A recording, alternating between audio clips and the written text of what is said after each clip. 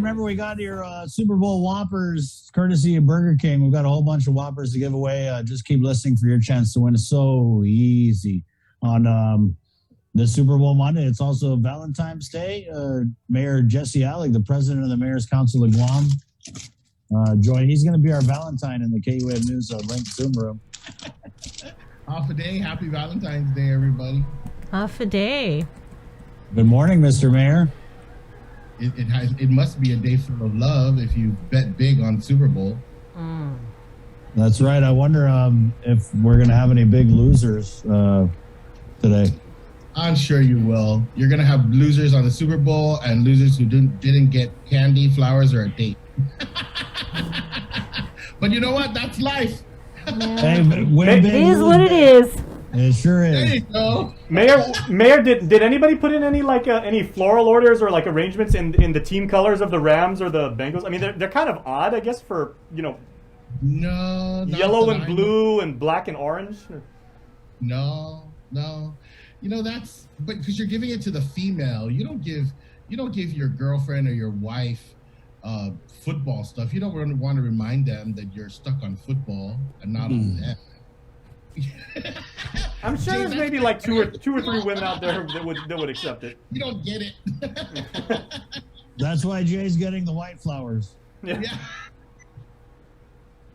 You don't mix that unless they're football fans, right? There you go.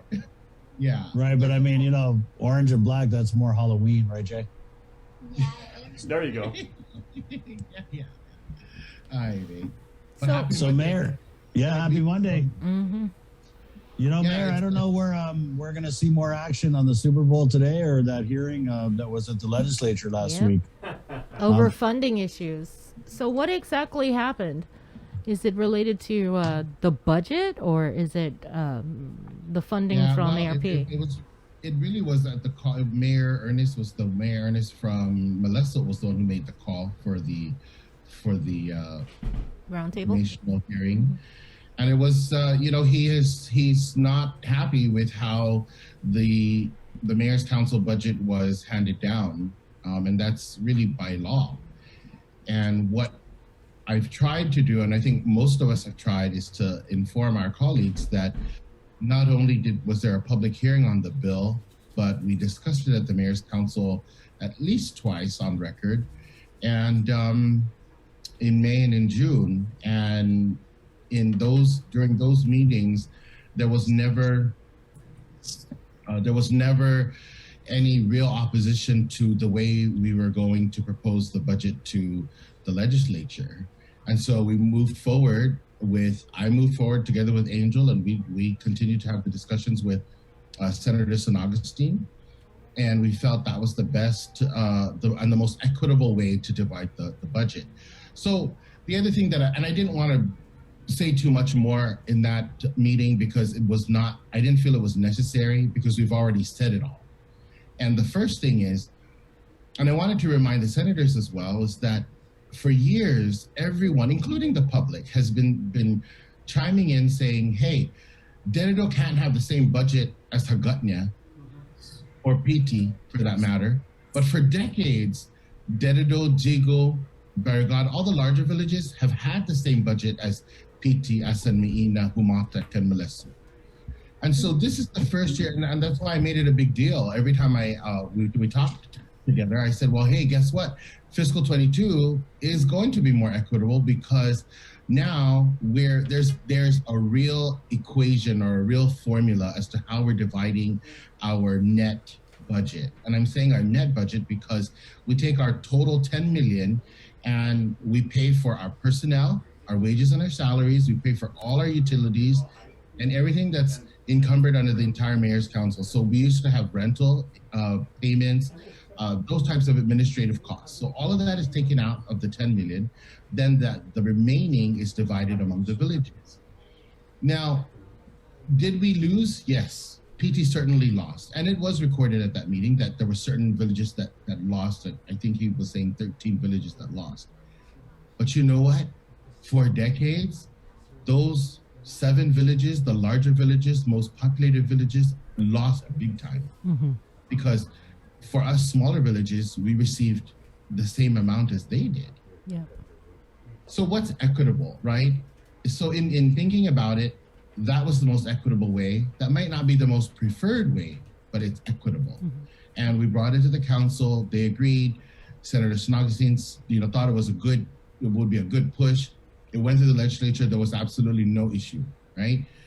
But then in the past, we've had different accounts. So probably 4 or 5 different accounts, and it's separated by the type of account. So there's ways we can spend the money by spending money on maintenance, spending money on social education programs, spending money just purely on Village Street maintenance as well. That's a separate account.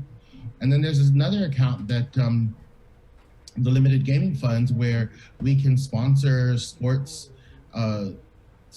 teams and fix recreational facilities. So all that was broken out.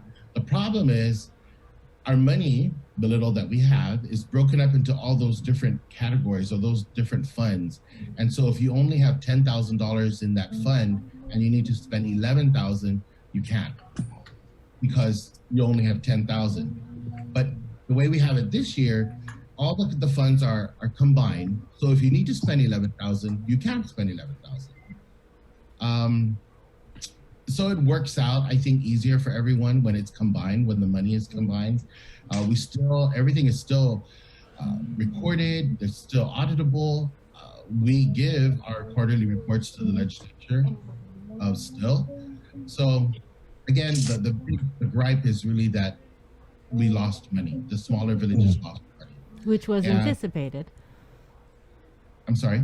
No, that was anticipated to happen. Yeah, it was, because when you divide the money by population or by road mileage, where those with the least miles will get the least amount of money. So but then again, how much? go ahead, Mayor. How much of a difference are we talking about? Like, for example, Molesto PD. How much money did you guys lose this year compared to like last year?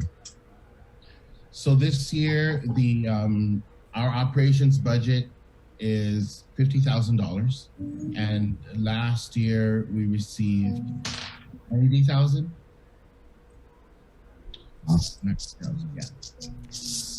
So That's gotta be. I was going to say, what was the outcome of the meeting, the informational briefing? Just a status quo? Correct. So it's just kind of like a gripe session almost. Yeah. And it's fair. I mean, if any mayor or anyone really should get their voice heard. Yeah. But my point is, it needs to be heard at the proper time. And the proper time is when we have these discussions, because nothing's done closed doors. I mean, no one made that assumption, or no one accused us of that. I'm just saying we've always brought it to the council. At least in my term, we've always brought it to the council, and I remember this. We always received my colleagues' points of views and suggestions as to how to move forward with whatever it is. I remember this being a topic 2 years ago, I believe, when Jason and I actually went to a mayor's council meeting to present our idea for the virtual liberation parade.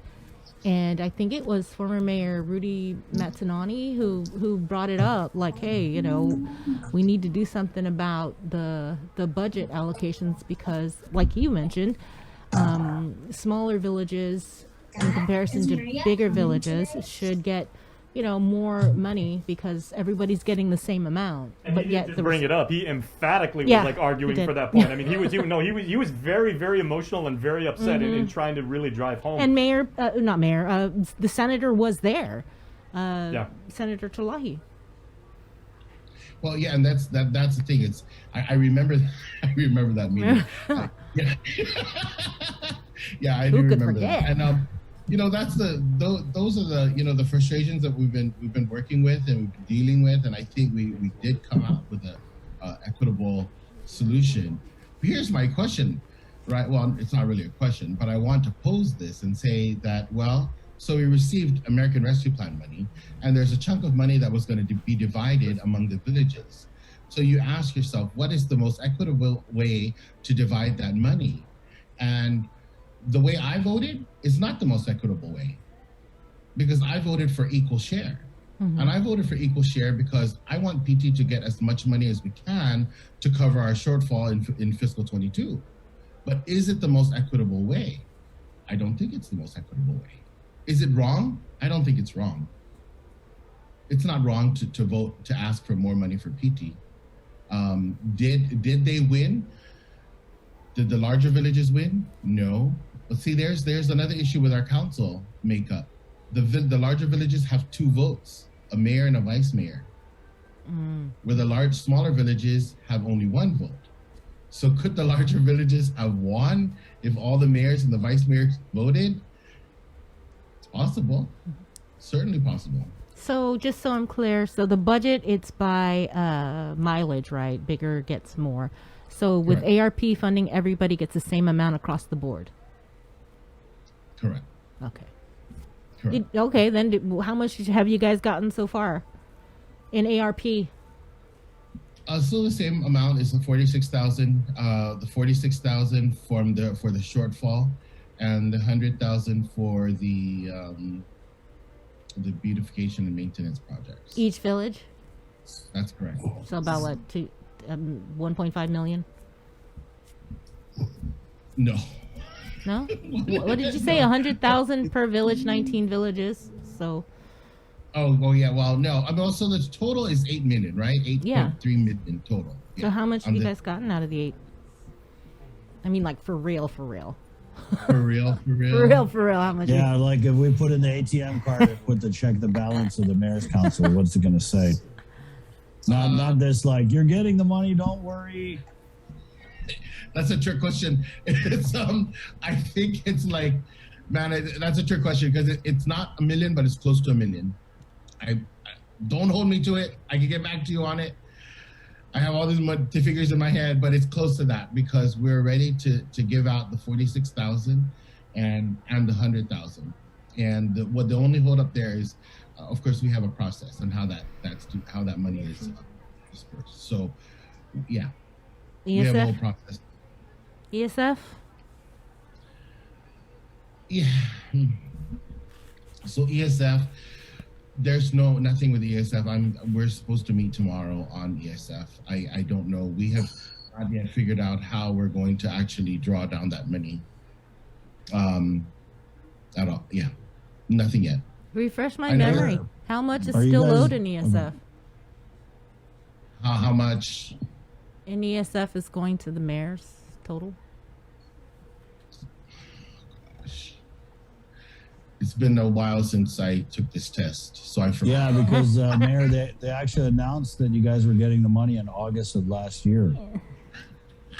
Yeah. I mean, they announced you guys were getting the money in August of last year. August, September, October, November, December, January. Yeah, that was like 7. Who does that? Who puts out a release that we're giving the mayors all this money, and then 7 months later they don't even have it? What's up with that? So, Bree, I don't know how much it is in total, but I do know that most of the budgets that the mayor submitted they're receiving theirs. So, no, not all, because PD's not getting all. PD, I think we're only getting 192,000 from that. But I certainly can have that number to you. I just don't know what the total is. All right. But we haven't received it yet. We're still waiting on. We got the orientation. We went to the orientation of what we're supposed to do with the money, and we're supposed to report. We're supposed to turn in a report January 20th. Basta lapit para to report. Was zero high report January 20. Pretty quick report then. Yeah, very quick. Operation So- Homebound? What about that? Didn't they come through? Operation Homebound. That's it. That is. I just received a call about that on Thursday, I believe it was, and they're not going to go around the entire village. They're working together with OHAP and the Homeless Coalition, Yes. and they're going to visit those identified areas through those two, those two organizations, and then afterwards they will go and go, circle back to the mayors and see if there's anyone that they've missed. So that is important. Mm-hmm. Of course, I told the governor last Friday that they started in PT because there's not too much work. But they started in Hagåtña. I know they started Hagåtña, Orda, PT, and I think also Tumaning Tuman. So they were there Mayor, in PD on Friday? How many did these people or residents living in substandard living conditions in PD based on the pit count? So they were going to visit one resident. Okay. Did they? I don't know. I did. They were supposed to do it in the afternoon on Friday, and I did not hear back.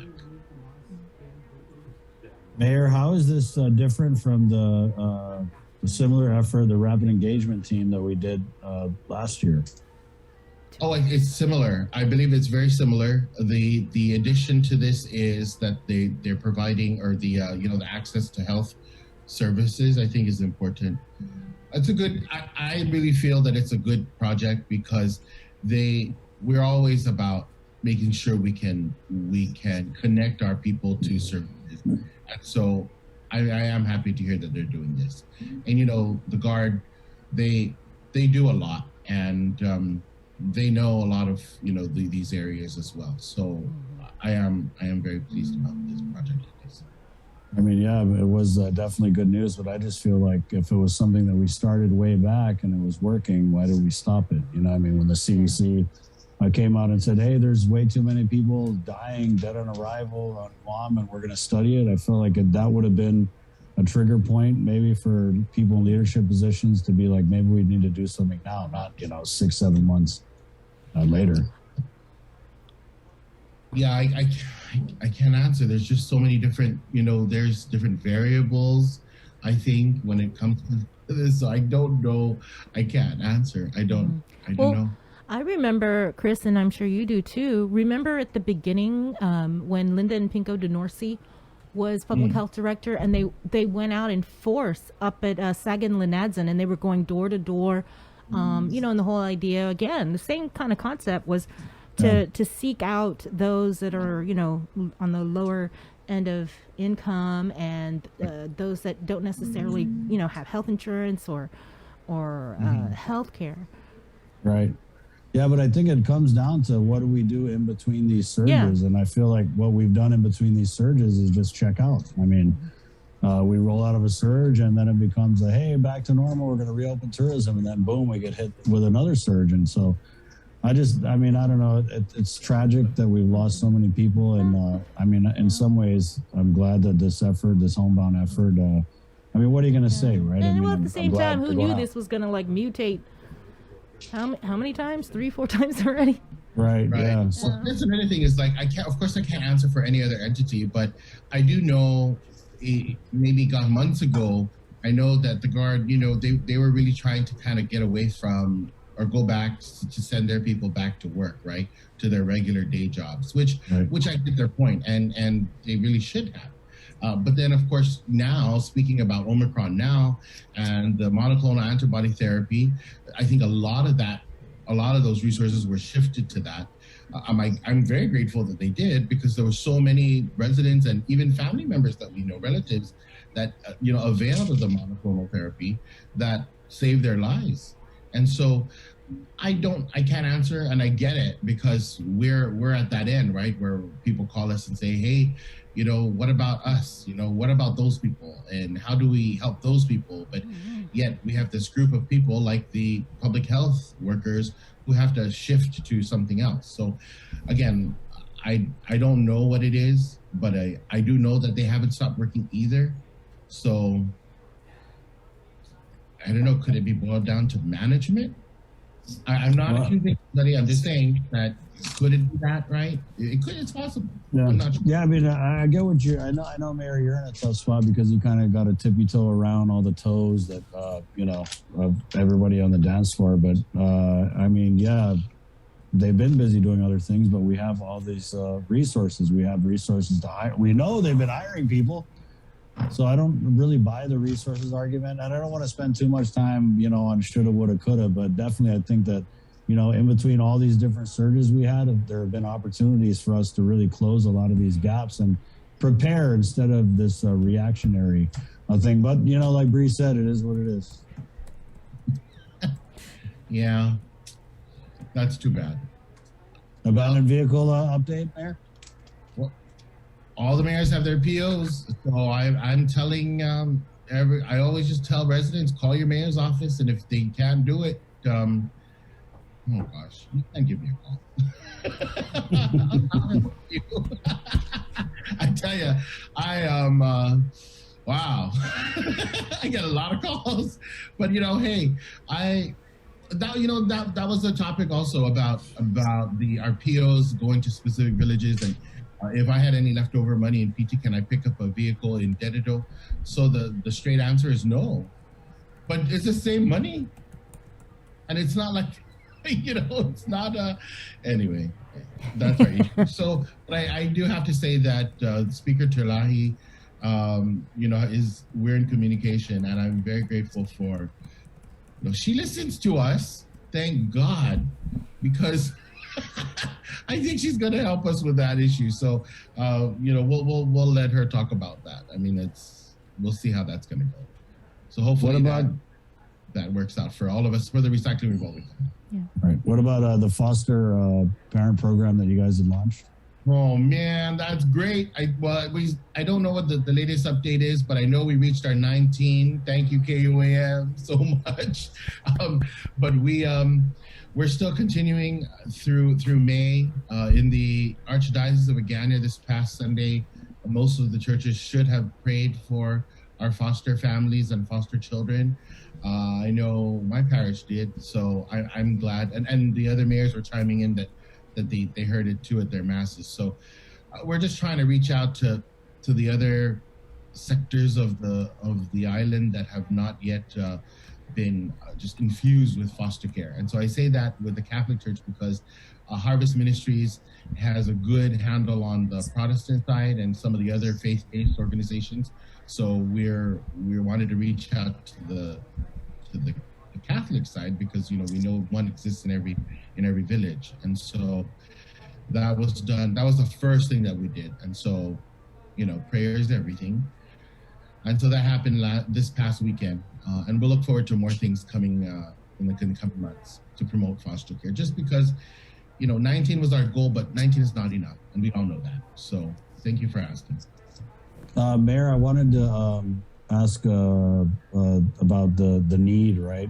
We talk about the commodities, we talk about the homeowners assistance fund, but when you stick your finger in the air out there, we did an interview with Lester Carlson at BBMR. Nestor did an interview, and Nestor had asked him, hey, any of this ARP funding, do you see any of it being used for direct assistance to residents? And Lester's answer was kind of like, oh, people have forgotten how much assistance the governor has given to the business community and through the RISE Act. So just as a mayor who has his ear to his village's ground, do you think people are still hurting out there? What's your take on it? Yeah, people are still hurting. People are still hurting because people are still looking for jobs. Yes, there are job openings and there are ads for employment applications, but there are still people out there who are unemployed or underemployed. And our last commodities delivery, we wiped out. I mean, we typically would have some leftover, and we know where we can offer that. But this last round, I was telling the staff, I thought, okay, well, here I am thinking, I think this kind of settled down a little bit, but we had more, not only more, but the same people saying, hey, we need X amount of boxes. And so there's still a need. And is there a reliance on it? I don't know if there's a reliance on it, but I think there's more, there's just really more of a need. When you take a look at, and it's the everyday family. It's not that they're not working, and it's not that they're, sitting around the house all day. It's a little more difficult for people to make ends meet. And do I see this ending anytime soon? I don't think so. I don't think so. People aren't spending. I don't think people are spending the same way they used to spend. Going out, the stores are closing early. I mean, I don't really go shopping. Well, I shouldn't say that too much, but I I don't realize how early stores close. Yeah, Like yeah. 7 o'clock, I think it was. There was a particular store. It was closed at 7. I thought, well, who closes at 7 p.m. And restaurants, everybody closes early now, and I'm thinking, okay, well, the best place to party is at home. Yeah, Mayor tried to get an ice cream cone the other night at like 7:30, and it was closed. And I was like, "Whoa, it's crazy." Good point. Exactly. So yeah, there's still a need out there, and how this American restaurant money is filtered down to the resident. Yes, and there is no denying that the governor has given all this money to the residents. There's no denying that at all. Yeah, But is there still a need? Yeah, there's still a need. right. I mean, there's no denying the pandemic's still going. So whatever assistance was given early on, I mean, you could just assume that the same. Oh, and it's Omicron. Everybody's getting sick, and so it's not funny, but it's kind of interesting how when everyone gets sick, they're not panicking. They're just like, okay, gosh, I'm sick. My entire family's sick. We're gonna hang out at home for 5 days, and everybody's okay. A lot of these people who are hourly are not getting paid. Right. Yeah. But they're okay. They're gonna stay home and stay healthy, and I've heard it. I should hear it all the time. And so those are the people that are affected, So, yeah, it's still out there, for sure. Thank you for your time, Mayor. Bree, anything else? No. Who are you rooting for? Bengals or Rams? Snoop Dogg. Snoop Dogg. All right. Good I'm answer. a halftime guy. That's a very diplomatic answer, Mayor. You could have gone with a cat or a goat, and you went for the dog. Very nice. Yeah, Snoop. He'll just bring me back to my younger days. A day, wild days. Okay. Do you have Snoop's? Did you have Snoop's first CD in your? I'm assuming what was a CD changer way back.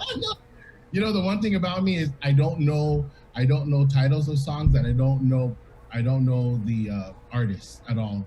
But I know who Snoop Dogg is. There you go. For sure. What about Dr. Dre? You know who What's Dr. that? Dre is? I know who they are, but don't ask me what song he sings or what he is.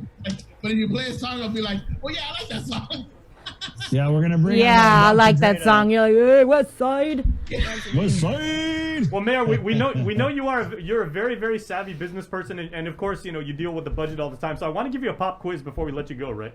The average cost for a 30-second commercial this year in the Super Bowl is up 14% from last year. Can you guess how much a 30-second commercial in the Super Bowl cost this year? Just a guess. No. I don't want to guess. I want to know. $6.5 million for a 30-second commercial. Can I just tell you? Can I also tell you that this is the first time that I've put any money, even if it was a little money, into anything around the Super Bowl? But I think it was a great idea. There you go. Great idea. I never did it before because I could never afford it. I mean, why would you spend? I mean, it's always been a lot of money to advertise around Super Bowl. Always, ever since 2005. But it pays off. You got to. I mean, everybody's watching. Not all the time, but this time it really did. This time it did. Yeah. So All right, so we're gonna see a Mayor's Council of Guam commercial up during the Super Bowl. That's where that ARP money went. That's a different budget. Thank you, Mayor. Budget. Right. Happy Thanks, Valentine's Mayor. Day, Mayor. Good luck, Yes, everybody. Have a good day. $6.5 million, you guys, for a 30-second commercial. Whew. Wow. But of course it is the Super Bowl. I think we've got the best, not only the best seat in the house, but us being on Guam, we've got the best possible situation because the people in the States, they have no idea to have the Super Bowl and Valentine's Day on the same day. That's pretty awesome. Yeah, it's quite the juggling act, Jay. Yeah, Hey, if guys, you do have a significant other, today's probably like all-time stress. Okay.